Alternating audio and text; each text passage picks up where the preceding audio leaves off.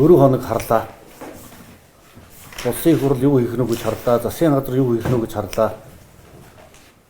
4 хоног ард түмэн жагслаа. Та нар нүүрсний хулгай ярьж ард түмэн дээр онцгой таалгалтлаа шүү дээ. 4 хоног. Нүүрсний хулгайн тухай асуудлыг засгийн газар хөндөж ярьсан.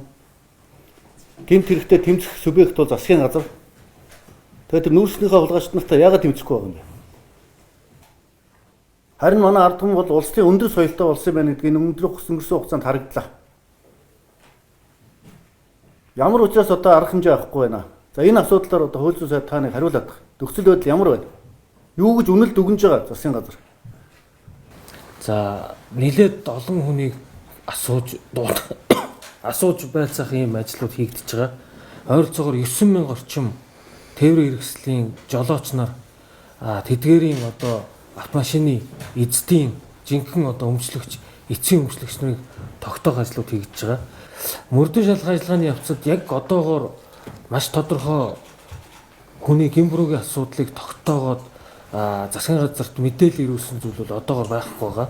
Зөвхөн хэрэгт холбогдуулан шалгаж байгаа 2015 оноос хойш энэ нүүрсний хэрэгт тухайн үед бас шалгаж ирсэн хүмүүсээс ахуулаад өнөөдрийн хүртэл хугацаанд хэрэг бүртгэлтийн болон мөрдөн байцаалтын хэрэг нээгээд шалгаж байгаа нэр бүхий 10 хэдэн хүний нэрийг бол одоо мөрдөн шалгах ажиллагааны явцад тогтоох ажлууд хийж байгаа гэдэг хэлье.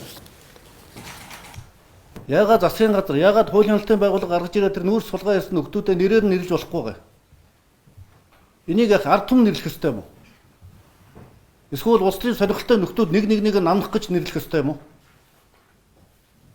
Энийг нэрлэдэг байгууллага бол хуулийн хяналтын байгууллага.